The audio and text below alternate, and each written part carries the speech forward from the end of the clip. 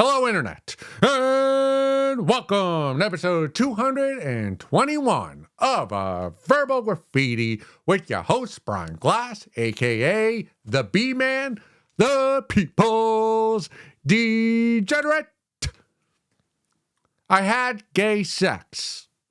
I'm not happy about it, and I am yet to emotionally recover from the act.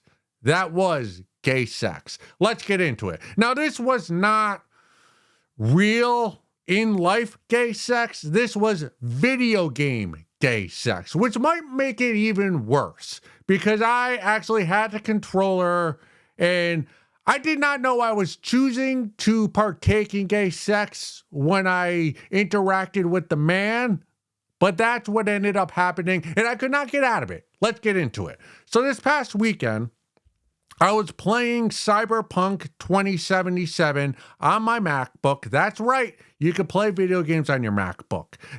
I've mentioned this game before. This is the first game I've played, a video game that is, in over 20 years. So I joke that I'm a gamer, but I am not a gamer. But I do love the game Cyberpunk, although I have to play sparingly because I have a small fiber neuropathy, which is a fancy doctor way of saying I have pain in my limbs, my extremities, especially my fingers and my forearms, which makes playing video games, right, with the controller, it gives me pain. So I could play an hour here, an hour there. I'm playing no more than 5 hours a week.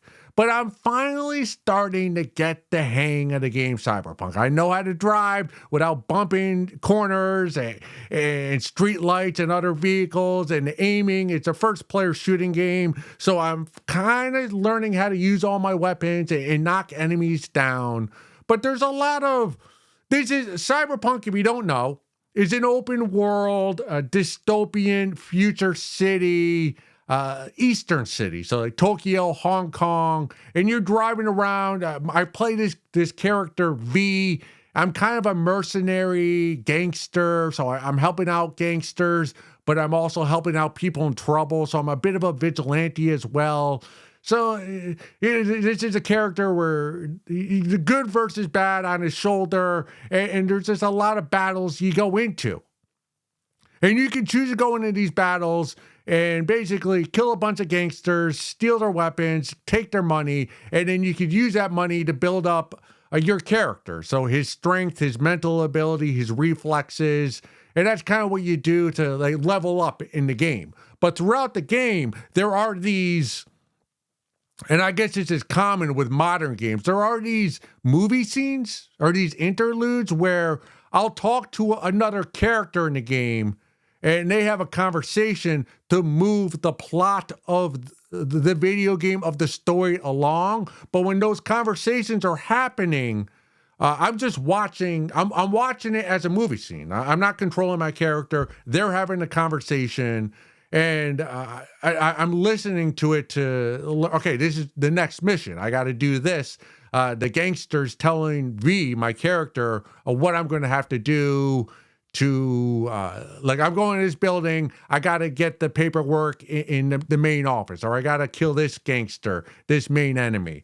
But when those interludes are happening, I have no control. I could press move forward to move along the story and to skip the scene, but I don't do that because it's my first time playing the game. So I need to pick up the information so I know what I have to do going forward. So knowing that, I know that happens in the game, but usually when you're walking around and just killing gangsters by yourself in the game, there are just a bunch of NPCs, which are people who are not involved in the game at all.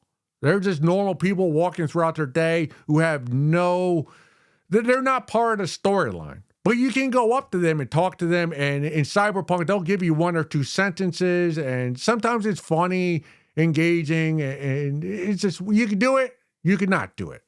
And somehow I found myself, now this is a video game, mature, it's rated mature, so I think that's 17 age and older. So I'm in the game, and it's nighttime, I'm in this red light district, Not Denmark, but it's a sex district. So there's a lot of strip clubs and the girls dancing along the street, and there's people vying for your attention. And I went into one store. It ended up being a sex store, and he was selling like dildos and VHS tapes. And I didn't buy any of that shit because I'm saving my money to buy to like improve my memory and my muscle strength. I'm not going to buy it. What am I going to do with a dildo in a video game? I'm not going to use it. But visually, it's kind of funny to see that because you don't expect to see that in a video game. So I know I'm in this red light district and I'm walking around and just to kind of almost as a tourist, a spectator. I'm not worried about villains jumping out at me. This is a safe area. And I'm just kind of taking in the scenery that the developers of this game made. And it really is amazing. And visually stimulating, stunning. This is art, this game, Cyberpunk. The world that they envisioned and made that you can play in. And I'm enjoying this red light district. As you know, I enjoy smut, the arts, people involved in that world. I find it funny, engaging. So I'm right. This is the perfect game for me. A video game with a red light district. Yeah, sign the B-Man up. That's what I'm all about. Video games and smut, let's play. But I'm in this game. So I'm in this red light district. I'm walking around. And it's it's busy. It's a busy street. There are a lot of stores, a lot of women dancing on the side of the road. There's strip clubs, neon signs, people hollering. You hear music, people dancing. So it's a festive red light district. And I'm walking out of the district because how much video game smut can you really see? But like, all right, I need to go kill some cyberpunk villains. I've had enough of the red light district, the B-Man. So I'm walking out, but then there's this guy. There's leaning against a wall in a building, leaning against a brick wall beside a building, almost in the alleyway. And he just kind of hollers at me. And so I go up to him. I'm like, well, the red light district, everyone else I've talked to in this district has had something peculiar to say. So I'm like, well, I'm not going to stop now. So even though I'm leaving the district, this guy's there, just kind of a chill guy, minding his business, but he kind of hollers me over. So I go over to him. I start talking to him. And he goes, hey, you looking to have a good time? And of course, I'm the B-Man. I'm playing Cyberpunk. Yeah, I want to have a good time. That's why I'm playing the video game, to have a good time, to escape from real world stress and mundaneness. So yeah, I'm in Cyberpunk. I have the controller. I'm looking to have a good time. So they give you the options of the answers you can give. It's like, no, I'm moving along, or yes, I'm interested in having a good time, or what kind of a good time. So I just click, yeah, I'm looking to have a good time. And as soon as I said that, the screen kind of goes blurry, my MacBook screen, and then we end up in a brothel, in a separate bedroom that I've never seen before, and we're making love. Me, V, the character I'm playing, and this gay prostitute. And I don't want to be having sex with a gay prostitute in Cyberpunk. So I'm pressing X. I'm pressing the triangle. I'm pressing all the buttons to try to evacuate from having gay sex in Cyberpunk. But the video game won't allow me to exit out of the scene. So there I am watching this gay. They don't show his penis, but they show his face, which is almost worse. Right? And his face, we're kissing and we're making love. And I'm like, because I'm a heterosexual guy. I don't want to see gay sex. And gay sex is disgusting. We've talked about this before. If you're a heterosexual guy, I guess, or a woman too, gay sex is disgusting to look at. Now, if you want to engage in gay sex, go ahead. We're all for love. We're lovey-dovey here at Verbal Graffiti. Like, get whatever type of love you like. But I'll also say that if you want to fuck another guy, as a guy, like, I don't want to look at it. I think it's great that you're doing it, but it is disgusting. At least from the view of my eyes, it's disgusting. It's like sex is really, most sex is disgusting. If you're the one watching it, viewing it, if you're the voyeur of the sex, most sex is disgusting. Right? Like two straight people are hetero. I guess you're not allowed to say the term straight anymore. But if I'm watching heterosexual sex and it's two ugly people having sex, that's disgusting. Right? The act of sex is watching it is disgusting. Like sex is only makes me horny when it's a babe I find attractive. Any other kind of sex, any other sex I'm watching, if the babe is not attractive, or even worse, if there's not even a babe involved, is disgusting. I think we can agree with that. In whatever way, I would imagine if you're a gay guy, you watch like two straight or a regular hetero, right? Well, he's like, well, that's kind of disgusting, right? Well, that's how I'm viewing this in the video game. I'm like, I don't want to watch gay sex in my video game. But I guess this guy fooled me into paying him $100 for sex. So the scene ends like 30 seconds later. I'm like, what the fuck just happened? Am I gay now because I had gay sex in a video game? But I didn't know going into that brothel, into that interaction, that gay sex was going to happen. I thought when he said, you want to have a good time, I thought that meant he was going to bring me to a brothel and have a row of women, a row of babes for me to choose from, or maybe to a strip club, a back room of a strip club where there's some strippers there. I didn't know he was like, hey, do you want to? He should have been more direct with me in a video game. He should have said, do you want to have sex with me? I would have said no. And then we will move along, easy peasy, no violence, and I go find some cyberpunk villains to shoot down, headshot, kill them. But no, he said, do you want to have a good time? Yeah, he was vague in what he was selling. And then I literally go out, like I stand up from my computer chair. And I'm like, what the fuck just happened? I've been loving this game, but now I got tricked into having gay sex in Cyberpunk. And then I felt the ick of when I have a bad comedy set and you bomb on stage and there's you have a terrible opinion of yourself, any self-worth, any confidence you had, any joy in your life doing stand-up comedy, gone. Any kind of success you've ever had is eliminated. In that moment, that ick, that emptiness in your chest, in your heart, it goes into your belly, and your nims get almost, there's a tingliness to them. Like, I just had there's just a stink to you. That's how I felt after having gay sex in this video game, Cyberpunk. So, but in comedy, in stand-up, in real life, the only way to get that pit out of my stomach is to get back on stage and have a good set, get laughter from the crowd, have a set I'm proud of. That's the only way to get rid of the ick. But in a video game, later on, I'm like, am I gay now because I had gay sex in a video game against my will? I had my mind just like I didn't know what to think. So I did what the B-man does. I went back into the red light district and I found a female lady, prostitute, and had sex with her, paid her $100.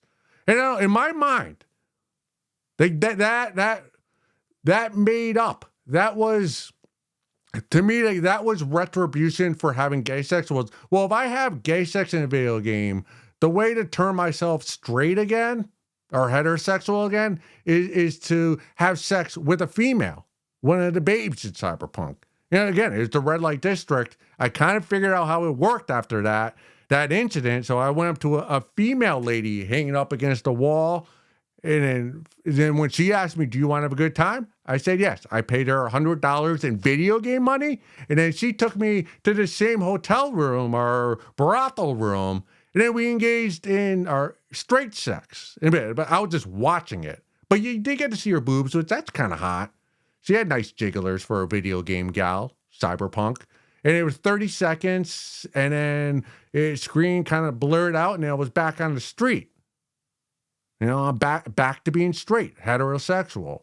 And I left that red light district, and that's a wild game. It's a wild game. I've never, like 20 years ago, I don't think that was an option. When I was playing video games in the early 2000s, there was no hanky, there was no sex being had, at least none of the games I played.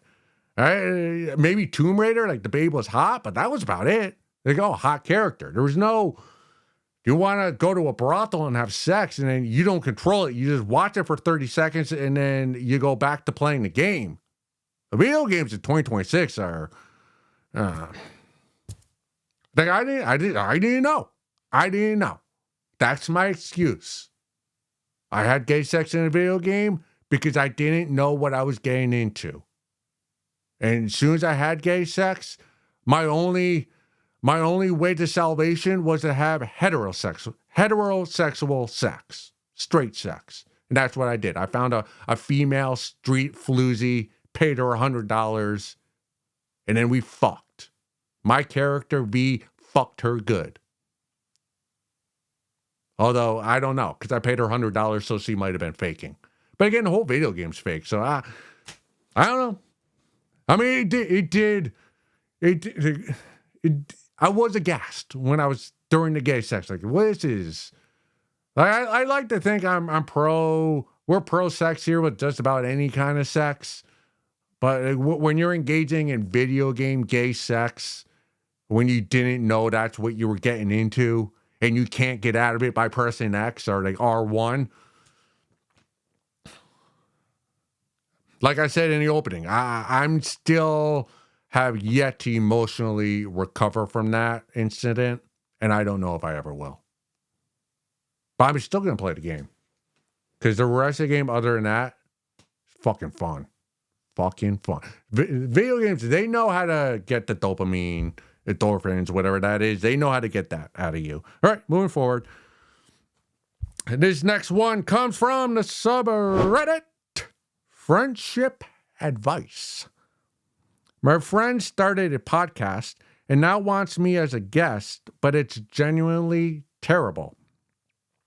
My friend launched a podcast 2 months ago and has been asking me to be a guest. I finally started and listened to a few episodes, and it's bad. Really bad. The audio quality is terrible. He records on his phone with no mic, so you can hear everything. His roommate, traffic, his dog barking. The episodes are 90 minutes of rambling with no structure or editing. He goes on tangents that have nothing to do with the topic. His questions are surface level, and he interrupts guests constantly. Now he's been texting me weekly asking when I can come on. He's told a mutual friend I'm going to be a guest. He's excited about it. If I go on, I'm essentially endorsing it. People who know me will listen because of me and then wonder why I participated in something this low quality. But if I decline, I'm the unsupportive friend who won't help with his passion project. If I was playing a Terraria on my laptop yesterday and saw he tagged me in a post saying, "Can't wait to have this guy on my show." So now there's public pressure too. How do you tell someone their creative project isn't good without destroying their friendship? Do I just suck it up and do the episode? Do I make excuses forever? Do I be honest and risk him never speaking to me again? I want to support him, but I also don't want to attach my name to something that's objectively not ready for an audience. Has anyone successfully navigated this kind of situation? Am I your friend? Is the B-Man who you're talking about? Did I ask you to be a guest on my podcast, Verbal Graffiti YouTube project? Because the way you described your friend and his passion project is eerily similar to me and what we're doing here at Verbal Graffiti. I don't think it was me because I don't have guests on my show, but I feel as though your post was directed towards me, and I feel it. But let's get into it. So if it's an actual friend of yours and not me,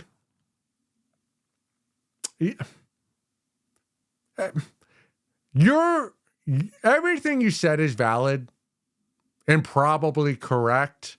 Your friend's podcast is dog shit. The audio quality is terrible. If there's one thing I learned in podcasting, making content, the audio is king. You got to have good audio. It's why I spent over $400 on this microphone. If you listen to any podcast or radio show and you see this mic, why does everybody have it? Because there's two mics that have perfected audio over for podcasting and radio. It's this one and there's another one. And any other mic is cheap, and you could tell the quality is not as good as this one. And so this is the big boy one, right? And your friend doesn't have this microphone, but we know it's a dog shit podcast because all podcasts are dog shit, are not worthy of your time. There's probably a million podcasts out there, and there might be 50 total that are worthy of you listening to. And with those odds, 50 out of 1 million, your friend probably doesn't have one of the 50. So everything you said, you didn't really have to describe because we know. Anybody who has a friend who says, oh, I have a podcast, just assume the quality of that podcast ain't up to snuff. It's a little different for me because I'm in the industry. I'm a comic. A lot of my friends have podcasts. So I have been in the same position as you. You know, a friend of mine, hey, come do my podcast? He's a comedian. I don't think he's a great comic. I've listened to a few episodes. The mic, the setup, the lighting, it's all off. Everybody looks like they have cancer because the lighting's not strong enough and everyone's got bags under their eyes and audio and you hear an echo, but it's your friend, so you do it. And if I like the comic, I'll do the podcast. I'll make the best of it. The problem you have is not your friend and his podcast. The problem you have is that the opinion you have of yourself is way too high. You have way too high of an opinion of yourself and what others think of you. And you need to be hit with a metal bat, titanium bat, whatever they make minor league bats out of. And we got to beat your self-worth down because you're not as highly thought of as you think you are. And trust me, right? From a guy who's been doing podcasts, I've released 2 podcasts weekly for the past two plus years. Nobody is going to listen to this podcast, especially if it's not yours. It's a podcast that is like a friend of yours and you're going to be a guest on that podcast. This is what's going to happen. All right, your friend is going to post it on social media. He's going to, hey, this week's podcast, and here's going to be a picture of you, and he's going to tag you in all the different platforms. All your friends, everybody in your social circle, they're going to click like, heart, keep it moving. They're not actually going to listen to the podcast. Maybe 5 of your friends will, and they'll giggle about it, but nothing's going to come of it. Trust me, I have 221 episodes of this. I think my first episode, I had 90 views, and it went down to 10 during episode 2, and now I get between 5 and 10 per episode. All right? I have maybe 3 people in my life who consistently listen or watch Verbal Graffiti, and that's it. So you worrying that the going on your friend's podcast is going to tarnish your image and everything you've built up? Don't worry. Don't worry. No one's going to think twice about this. If there's one thing I've learned doing verbal graffiti is that nobody thinks about you. Nobody really cares about you and what you're doing. And as long as you're not murdering anybody, or as long as you're not going out and drunk driving and hitting street poles, as long as you're living a somewhat normal life, nobody cares about your extracurricular activities, whether you make money doing them or not. Especially nobody cares about your friends' extracurricular activities that you help out with. So you're going to go on this guy's podcast. All right. What's more important to you? Your friendship or how others view you? And if the answer is the latter, you're a terrible person. Right? If you do not go on your friend's podcast, that's fine. That's your own decision. You have autonomy over your body and your decisions, but do know that as a result of not going on your friend's podcast, that is evidence that you're a shitty person. Maybe people think highly of you, but many people who are thought highly of are not well-intentioned people. So I say, go on your friend's podcast and view it as a challenge. If you have such a high opinion of yourself, sir, go on a podcast, and don't just go on a podcast. Go on a podcast with your dick swinging. Have some stories lined up. Test them out on your wife or one of your friends before you go on a podcast and make sure it's funny and engaging. And walk onto that set in front of that microphone. Turn the volume up. Similar to what Steve Austin described. Stone Cold Steve Austin, he said he'd wait in gorilla position. And then when his music hit, he turned the volume up. He walked out onto the ramp, attitude, personality, and he brought it every time. He kicked a can of whoop ass on all of us. That's what you gotta do on this podcast. All right? If he's struggling, not getting any views, get those numbies up. Go on that podcast, make it the best episode he's ever done. And the numbers will dictate that. If he's getting 10 views per episode, you go on, try to get 100. Again, you think you're hot shit. You're in demand. Your time's precious. Let's see it. Let's see what you got. Can you bring the goods? Can you be an entertainer? Can you bring eyeballs to your friend's project? View this as a challenge. Go on that podcast and have a fun time with your friend. Now, even if it's a terrible podcast, it'll be fun to hang out with your friend. Be on his podcast, shoot the shit, have a beer with them. Make the best of it. You actually have a guy that you're friends with that wants you to come on his podcast. It wants to talk to you. You know how many people in this world don't have that? Who have their phone out and never get a text message, never have someone call them and ask them to hang out to get a drink, to go to a game or do something. You actually have somebody who wants to do that with you. So take advantage of it. My solution, though, is come in, dick swinging, have some stories ready, turn your personality up, and bring it. Let's go look at something.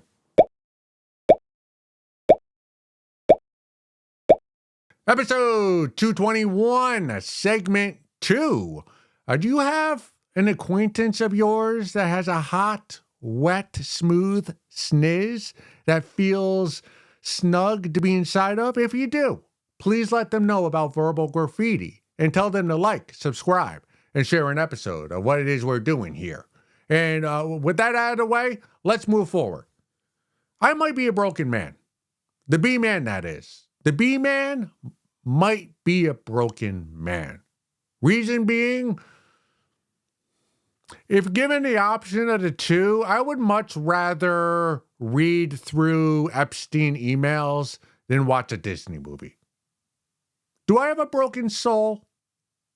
I believe that might be the definition of a broken man with a broken soul, is when you take your free time, you use your free time reading through Epstein emails. Now, I'm not going to get into the emails here because there seems to be millions of them. And most of the fun ones with the juicy stuff are redacted, which I can't read, which is also another reason. I'm not going to get into the moon landing, but it really does say something about you. When you find, again, all the pedophilia stuff, I want nothing to do with that.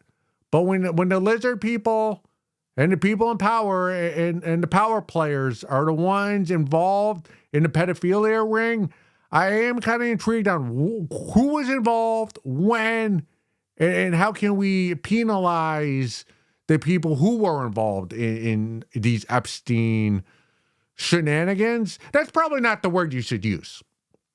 Right, when you're describing the actions that take place on a pedophile island, you should not refer to that as shenanigans. You know, shenanigans is for skipping rope in your front yard. Shenanigans is a pool party with adults or whomever. Anytime there's like sexual activity between an adult and a minor, should not be described as shenanigans. I take that word back. Illegal engagements. I don't know. I just, anytime I'm scrolling through my phone, I'm scrolling through Rex, and then there's another Epstein drop, or there's a new email that I haven't seen that's brought to light to me, I kind of go down a rabbit hole, and I enjoy going down that rabbit hole. Right? So, you give me Epstein emails or Aladdin, Lion King. Those were really the last Disney movies I watched. Fuck Mustafa. Let's see what the lizard people are trying to get away with. That's where I'm at with my entertainment. I don't want to see it, but I want to see who are the people and go, all right, you know what I'm getting at. You know what I'm getting at. I don't want to see any of that. I just want to see the people who were involved and have them prosecuted for their crimes, although we know they're not going to, because lizard people do not get prosecuted for the crimes that they allegedly commit.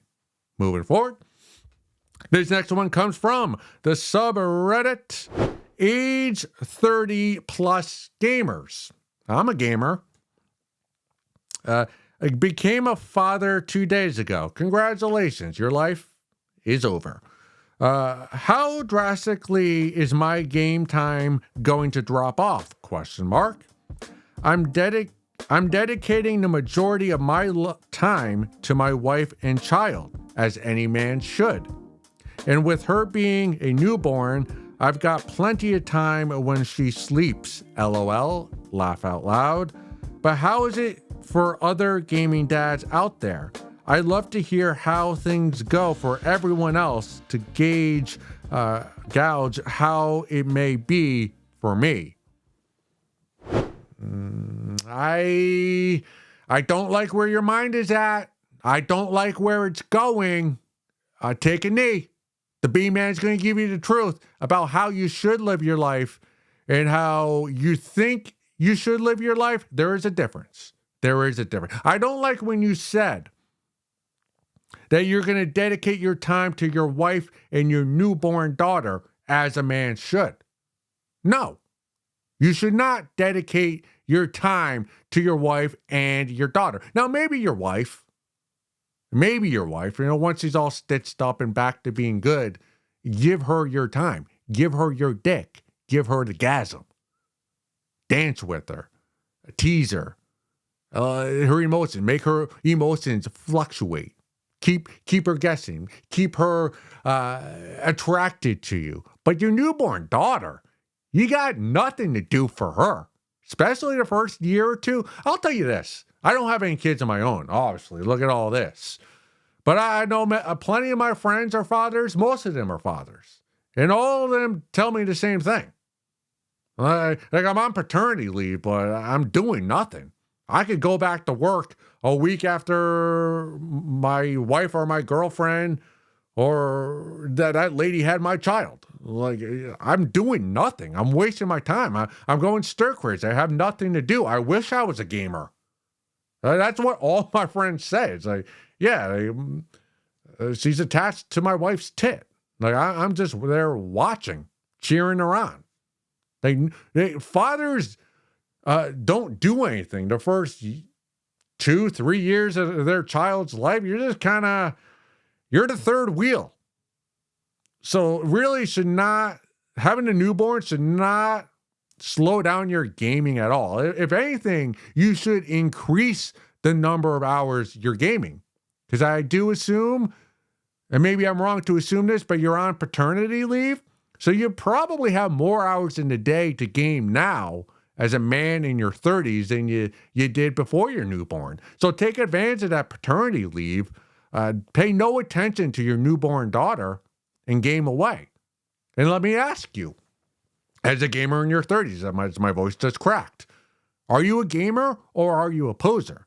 Because there are a lot of guys out there that say they're gamers, but they're not gamers. And we just talked about this in the opening. The B-Man playing Cyberpunk, I'm a gamer. So I can speak to gamers and gamers' lifestyle. There are a lot of people out there who want to say they're a gamer. All right, but when the thumb hits the paddle, the controller, sorry, am I a gamer? But, you start to cramp up, you get arthritis, your back starts to hurt in your computer chair, you get dizzy, your bladder's full, you need to pee. A real gamer powers through, levels up, beats the final boss before they press pause. But a poser, as soon as they gotta go tinkle, as soon as their wife calls them from the other room, as soon as they get a little bit of pain in their thumbs, they quit the game. Now let me ask you, do you quit or do you power through? Do you wear a diaper so you can pee yourself and level up? Right? Don't go to the bathroom. Continue to play your game because you're a gamer. But are you a gamer? That's what I'm asking you. That's what you claim to be, a gamer, but I don't think you have the mindset of a gamer. Because as soon as there's some adversity in your life, as soon as your wife pops out a baby out of her vagina, you're questioning yourself and all of us on Reddit and YouTube and the internet about how many hours you should dedicate to gaming. Son, if you're a gamer, you don't ask that question. Your wife knew who she married. Presumably, you gamed before you married your wife. So your wife knew you were a gamer. And now that she had a baby, she's going to think that you're going to game less? That's some batshit crazy woman logic there. That's stupid. That's no logic at all. Say, honey, you knew you married a gamer. I'm going to game. Us having a baby together does not change that at all. All right? Yes, that's an extra person.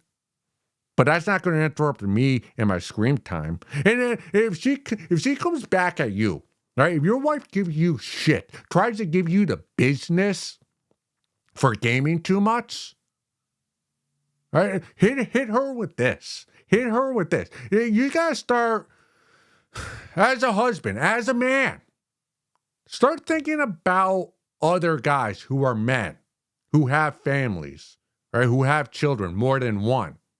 Who's not just a newborn, right? A baby who's not just attached to your wife's tit, who actually can walk and move around. Think about those men. There are men out there that are cheating on their wives. They cheat on their wife. They cheat on, they're carrying out a second relationship. Hell, there are guys out there who have second families. And they're able to hold down their first family and fulfill all his responsibility as a father. Now, yeah, he might not be father of the year, but he's handling his business as a father of that first family. All right, he's getting it all done. All the holidays, all the events, all the money, all the engagements. But then he's also holding down a second family. And then he has a third mistress on the side. Right? There are fathers out there who are able to manage all of that. Right? A wife, a second wife, and a third mistress. And none of them know about each other. And maybe they do, but they don't. Don't ask, don't tell. But they're able to maintain their lifestyle Right? They're able to maintain the lifestyle of those they're responsible for. Right? Those are men.